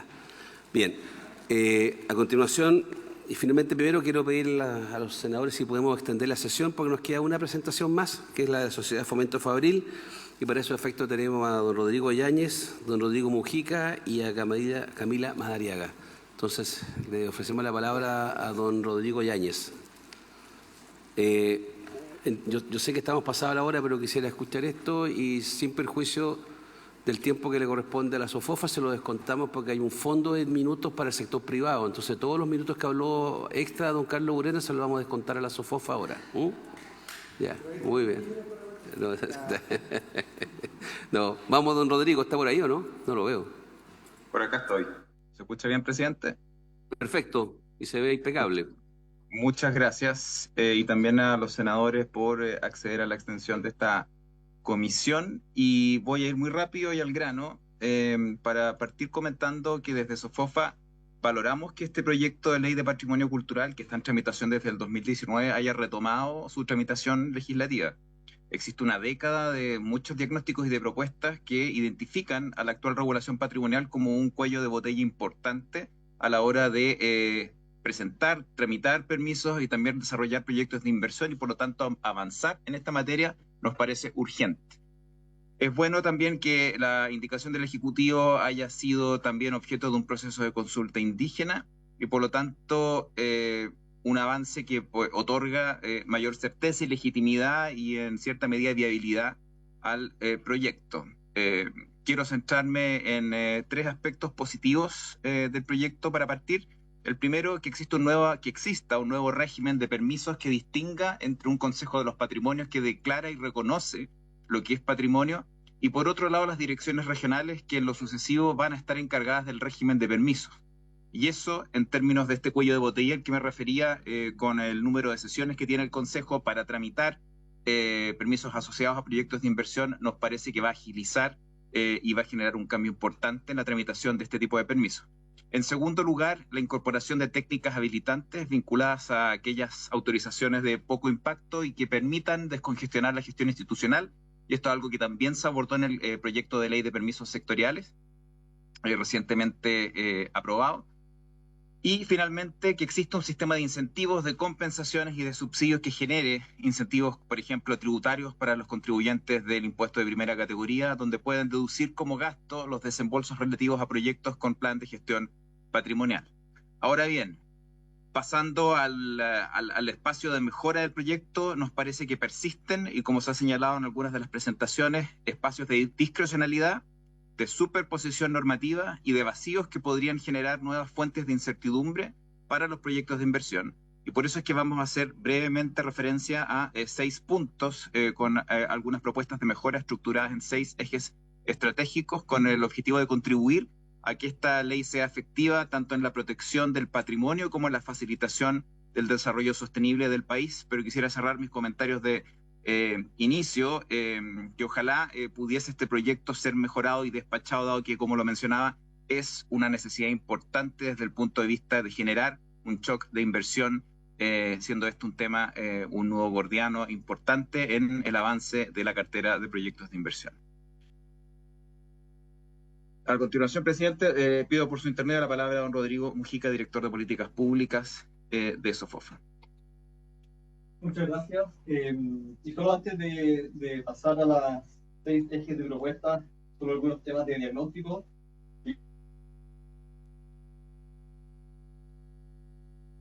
¿No se escucha o guardaste Ahí silencio? sí. Bueno, justamente antes de dar paso a las propuestas en los 6 ejes que mencionaba Rodrigo Yáñez, solamente un breve diagnóstico para dimensionar la importancia que tiene justamente en avanzar en aquellos aspectos que están generando cuellos de botellas en los procesos de tramitación de proyectos de inversión. En primer lugar, vemos cómo el crecimiento promedio del país en los últimos 10 años se ha ralentizado de manera importante. Pasamos de crecer 4,8% entre los años 2004 y 2014 a solamente 1,9% en los últimos 10 años. Y si consideramos también el PIB tendencial para los próximos 10 años, este es de 1,8%. Por lo tanto, es muy importante avanzar en aquellas medidas que permitan justamente acelerar el crecimiento económico.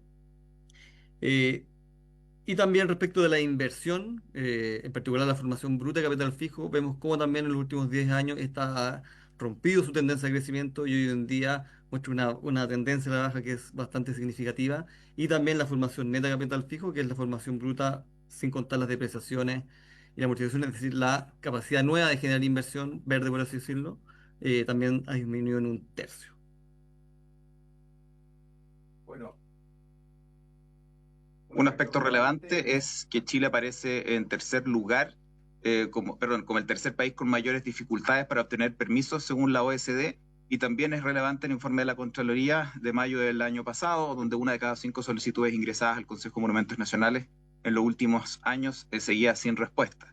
Han existido avances importantes en materia administrativa y de gestión, pero existe un problema de diseño estructural que esperamos que este proyecto pudiese mejorar. El 30% de las 2.352 solicitudes relacionadas con obras públicas seguía sin respuesta a esa fecha, y 134 acumulaban más de 2 años sin resolución. Por lo tanto, se afectaba directamente la ejecución de infraestructura que es crítica para el país. Y en segundo lugar, existen también algunos aspectos o ejemplos, ¿no?, que se han mencionado, y por lo tanto no los voy a repetir, pero sí nos preocupa que el sistema patrimonial vigente tienda a priorizar la conservación física del hallazgo, por sobre su valoración contextual y uso público. Y por lo tanto, que exista una propuesta de valor alternativa que permita resolver prácticamente y de manera pragmática qué hacer con hallazgos que tienen escasa relevancia o cuya conservación en museos resulta inviable por falta de espacio. En ese contexto es fundamental que la nueva legislación supere estas rigideces y vacíos del sistema actual y avanzar hacia una regulación, por lo tanto, que proteja verdaderamente lo que merece ser preservado sin obstaculizar innecesariamente el desarrollo. Y presentaremos, por lo tanto, a continuación, en base a los 6 ejes que comentaba, aspectos críticos del proyecto, junto con propuestas también para su perfeccionamiento. El primero de estos 6 ejes críticos tiene que ver con la falta de coordinación con la normativa ambiental. En particular lo vemos en 3 elementos concretos. El primero de ellos tiene que ver con las definiciones que no están en concordancia con la normativa ambiental del sistema de evaluación de impacto ambiental. Todos sabemos que el patrimonio cultural es un componente ambiental relevante. Sin embargo, este proyecto de ley podría enfrentar dificultades en su aplicación práctica al no incorporar algunas definiciones para conceptos claves como, por ejemplo, valores y atributos patrimoniales, protección, salvaguardia y otras. La ausencia de estas definiciones podría dar lugar a interpretaciones dispares entre distintos servicios públicos y titulares de proyectos, y afectando con ello, obviamente, la coherencia y la predecibilidad del sistema. Y además, la expresión significativo o significativa utilizada en las distintas secciones del proyecto también podría generar confusión regulatoria, dada su utilización específica, por ejemplo, en el sistema de evaluación de impacto ambiental y en algunos procedimientos sancionatorios también de la Superintendencia de Medio Ambiente. Dado lo anterior, tenemos 3 propuestas concretas que tienen que ver, primero, incorporar definiciones claras en el proyecto de ley y en la Ley de Patrimonio Cultural para conceptos claves como salvaguardia, conservación, puesta en valor, valores patrimoniales y daño patrimonial, entre otros.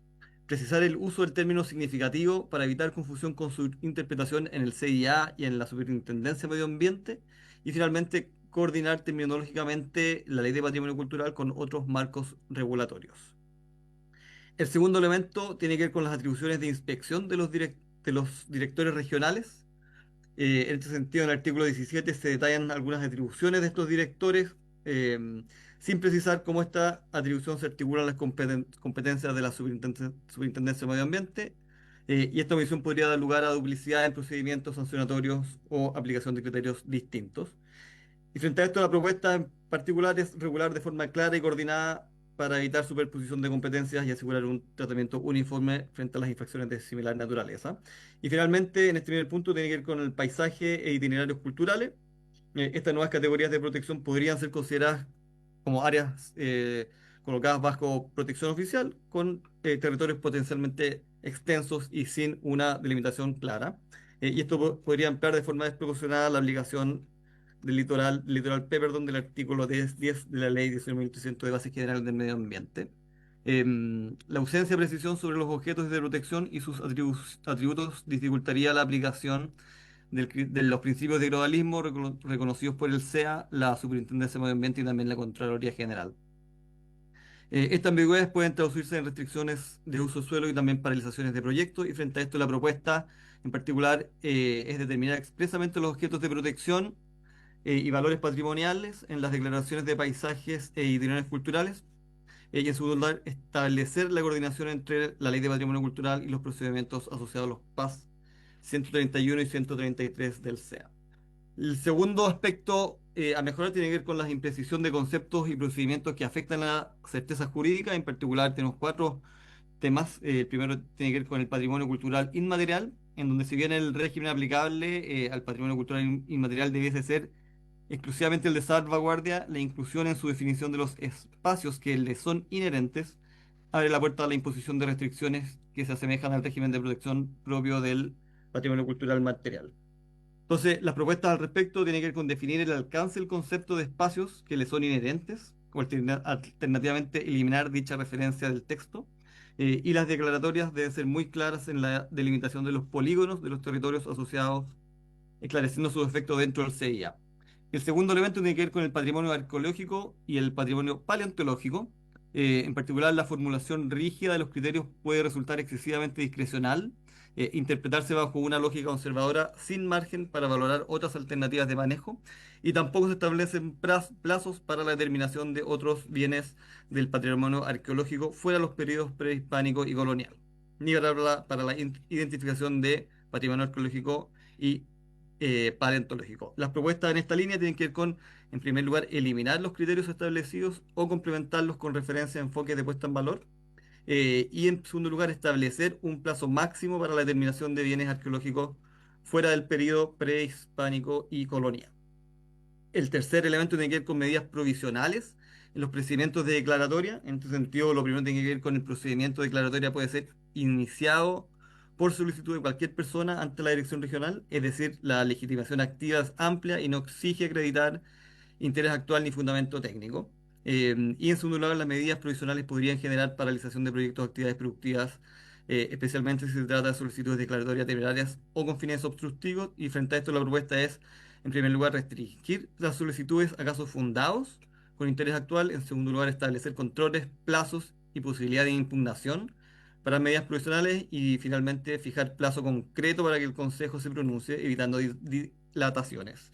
Y finalmente, respecto de los instrumentos de gestión patrimonial y medidas de salvaguardia, la ausencia de lineamientos específicos para la elaboración de los planes de gestión podría generar disparidad de los criterios entre regiones o unidades técnicas. Y en segundo lugar, las medidas de salvaguardia podría tener un impacto real sobre el uso de territorio cuando el patrimonio cultural inmaterial involucre espacios o paisajes. Y frente a esto, 3 propuestas también concretas. En primer lugar, incluir una habilitación para que el servicio dicte guías orientadas sobre los planes de gestión patrimonial. En segundo lugar, tipificar las medidas de salvaguardia mediante reglamento o norma general. Y finalmente, asegurar que sus efectos territoriales estén expresamente regulados por ley o reglamento. Y a continuación, queremos dejar por su intermedio, presidenta Camila Madariaga, para los otros 4 temas. Muchas gracias. Ahora voy a pasar al tercer eje, que dice relación con el diseño institucional.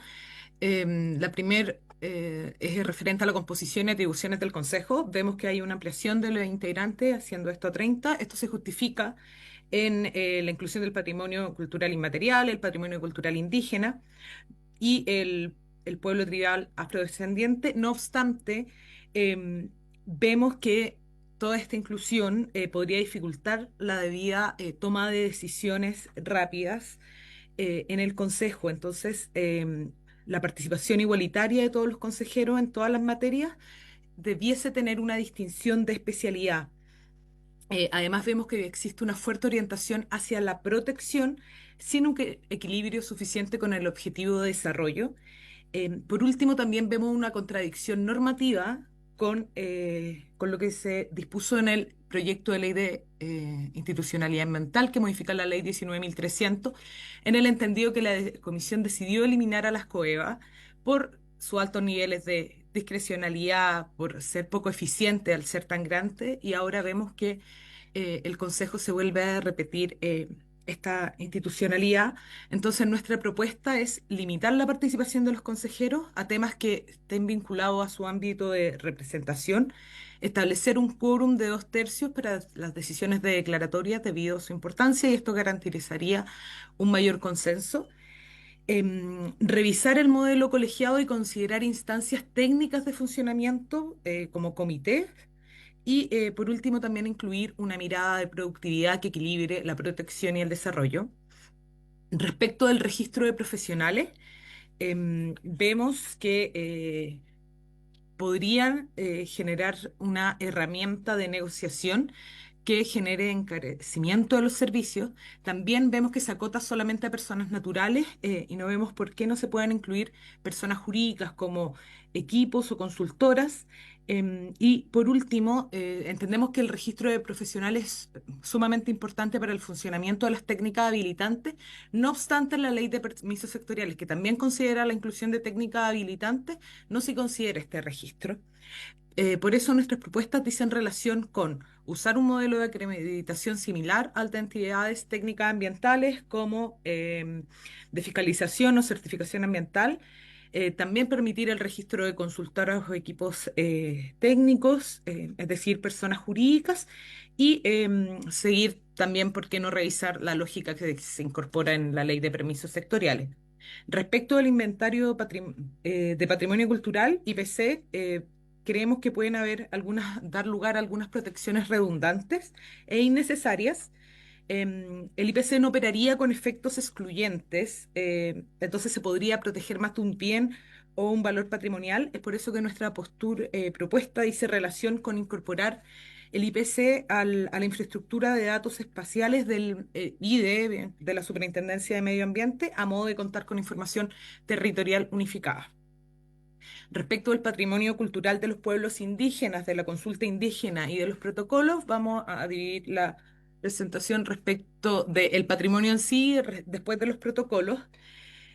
Acá se crean dos nuevas figuras de protección, que son los conocimientos tradicionales colectivos y los sitios de significación cultural. Y esto generarían medidas de salvaguardia. No obstante, se incluye la referencia a vínculo con el entorno cultural, espacios, paisajes, territorios, lo que generaría efectos prácticos de protección territorial, especialmente ligados a la letra P del artículo 10 de la Ley 19.300. Asimismo, existe una colisión regulatoria, vemos, con la CONADI respecto a los sitios de significación cultural en la resolución 701 de 2016.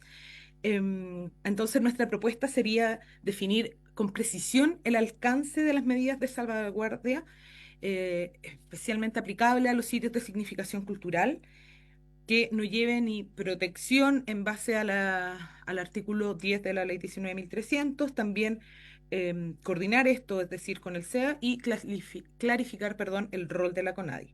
Respecto de los protocolos de participación indígena, estos se generarían para cada región, entonces vemos que no existiría una estandarización nacional y podría generarse una disposición y dispersión y heterogeneidad de criterios. Entonces se debiese aclarar en forma expresa la existencia de dichos protocolos, que en el fondo no se desarrollen proyectos de consulta directa para los casos específicos, dado que su aprobación constituiría a una manifestación de consentimiento previo, libre e informado, de acuerdo al convenio 169 de la OIT. En base a esto, nuestras propuestas dicen relación con establecer los criterios generales en la ley que se está legislando, que orienten el contenido de los protocolos en base a los criterios de proporcionalidad, aplicabilidad y coherencia entre las regiones. Asimismo, que se aclare expresamente que la existencia de un protocolo aprobado excluye la realización de procedimientos de consulta previa específica para cada autorización. Acá muy corto, existen dos indeterminaciones de delitos y sanciones. Respecto de los delitos, podría superponerse con infracciones administrativas de la propia ley patrimonial y también con la ley orgánica de la Superintendencia de Medio Ambiente, generando obligaciones patrimoniales contenidas en una RCA. Esto puede generar duplicidades de procedimientos, disparidad de criterios y falta de certeza jurídica. Es por ello que nuestra propuesta dice relación con definir con mayor detalle el alcance de cada una de estas categorías de infracciones para evitar la disparidad de criterios en su persecución y sanción y la duplicidad de procedimientos y sanciones. Respecto a los procedimientos sancionatorios, vemos que existe una falta de publicidad desde la formulación de los cargos, lo que podría afectar el derecho de defensa. Vemos también que existe una descentralización de los instrumentos de las direcciones regionales que podría derivar en la aplicación dispareja de los criterios sancionatorios. Asimismo, podrían generarse ambigüedades con respecto a la ley de la superintendencia. Además, vemos que existe una rigidez del sistema con ausencia de orientaciones metodológicas que podrían limitar la proporcionalidad de las sanciones. Y por último, el reconocimiento de la infracción como requisito para proponer un plan de puesta en valor podría desincentivar su uso. Entonces, nuestras propuestas dicen relación con hacerse cargo de todos estos comentarios que no voy a detener porque básicamente a contrario sensu de lo que señalé. Y por último, la entrada en vigencia. Vemos que la ley entraría en vigencia con la dictación del reglamento del Consejo sin asegurar que estén operativos los procedimientos claves como las autorizaciones de intervención en los patrimonios cultural material. Entonces proponemos revisar esta cláusula de vigencia para que en el fondo se coordinen ambos instrumentos. Oye, para terminar la presentación, brevemente valoramos y creemos importante modernizar la regulación patrimonial como algo necesario y urgente para compatibilizar protección cultural con desarrollo sostenible y al mismo tiempo generar una activación de la inversión. Nuestras propuestas esperamos puedan mejorar, ayudar a mejorar la certeza jurídica, la coherencia regulatoria y la viabilidad de los proyectos, y estamos convencidos de con las mejoras correspondientes este proyecto podría transformarse en una muy buena ley. Y desde SOFOFA finalmente manifestamos nuestra total disposición a seguir colaborando activamente en la discusión para avanzar hacia una institucionalidad patrimonial más moderna, ágil y equilibrada. Muchas gracias, señor presidente. Gracias a Rodrigo, al otro Rodrigo y a Camila por la presentación de SOFOFA. No sé si, sobre su tarea, usted quería reaccionar brevemente. Muy brevemente, gracias por la completa presentación. Hay algunas cosas que me parece importante recoger y también reiterar. Lo primero es que es de suma relevancia que cualquier ciudadano o ciudadana pueda levantar una solicitud declaratoria en Chile. O sea, eso nos parece que tiene que ver con la matriz y el espíritu de la ley, ¿cierto? Y que efectivamente se entienda que el patrimonio es un bien público de la sociedad en su conjunto. Obviamente, después de que una organización, persona natural, solicita una declaratoria, hay todo un proceso técnico. Se crea un expediente, ¿cierto? Se debate además en comisiones, hoy día, voy a decir el correlato legal, en comisiones del Consejo, etcétera, hasta llegar a la declaratoria, y creo que es importante reiterar eso porque para nosotros es de extrema relevancia. Lo segundo, sobre duplicidades con el Servicio de Evaluación de Impacto Ambiental, me parece muy importante volver a señalarlo. Lo primero es que el patrimonio cultural inmaterial no está afecto al régimen autorizatorio, ¿ya? Y es súper importante reiterar ese punto. Se activan medidas de salvaguardia, como lo han dicho algunos de ustedes, ¿cierto?, como los exponentes, pero es distinto cuando hablamos del reconocimiento del patrimonio cultural inmaterial a cuando declaramos dentro de la categoría de paisaje cultural, donde se integran elementos inmateriales, pero es otra categoría de declaratoria dentro, si lo vemos en términos más taxativos, dentro de lo que se puede entender como patrimonio material. Y es importante decir que nosotros no tenemos problema, y lo hemos debatido también con los equipos técnicos, de ser capaces de precisar mejor cuáles son los atributos, por así decirlo, de un paisaje cultural. Así que ese tema, para ser justa, lo tomo la mitad, ¿ya? Porque creo que sí se puede avanzar en eso, en otorgar mayor precisión, pero es importante decir que lo inmaterial, los ámbitos del patrimonio inmaterial no están afectos al régimen autorizatorio. Tampoco hay duplicidad relativa a la inspección y la sanción, que es algo que mencionaba Camila de SOFOFA. No hay duplicidad. ¿Por qué? Porque siempre que haya RCA, el organismo competente, no vamos a ser nosotros. Siempre que hablemos de permisos sectoriales, ¿cierto?, entra el sector patrimonial con inspección y con sanción. Importante decir también, ya que agradecen las técnicas habilitantes, que nos parecen súper importantes, que para que haya técnicas habilitantes debe haber inspección al otro lado, ¿cierto? O sea, el Estado debe, ahí donde otorga confianza, poder inspeccionar que las cosas estén sucediendo como deben suceder y que no haya afectación patrimonial. Otra cosa que es súper importante, está la propuesta, ¿cierto?, de la dictación de guías. Nos parece importante establecer criterios que puedan permitir entregar certeza jurídica en las diferentes regiones de Chile. Creo que es importante, tomando ese punto de la certeza y la creación de criterios, recoger también el guante respecto a los protocolos. Ahí hay que decir dos cosas súper importantes. La primera tiene que ver con que efectivamente esta es una propuesta legislativa que establece protocolos regionales. Y establece protocolos regionales porque debemos respetar la multiplicidad de pueblos originarios reconocidos por el Estado de Chile que tienen diferentes cosmovisiones y formas, ¿cierto?, culturales de relacionarse con el Estado. Eso es importante.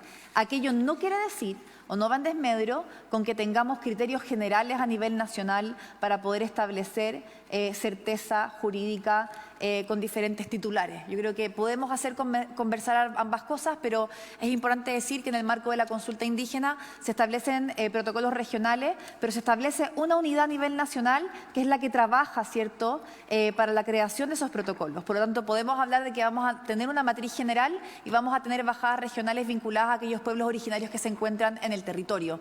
Y es importante encontrar ese balance o ese equilibrio.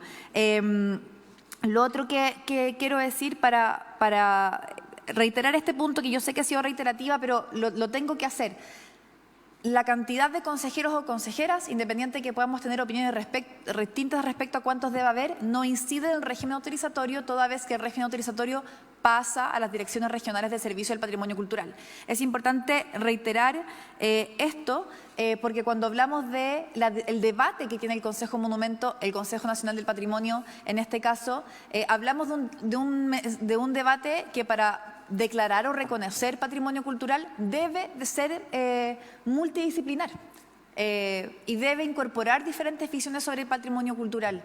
Y eso es algo positivo para Chile, ¿cierto? Que cuando hablamos del rescate de una zona patrimonial, hoy día llamada zona típica, podamos hablar con un urbanista, pero también con quien representa las comunidades, podamos tener el insumo del Ministerio de Economía, que no son expertos en urbanismo, pero su insumo es importante. Por lo tanto, la multiplicidad de visiones en el debate patrimonial es importante desde la perspectiva tanto social, pero también disciplinar.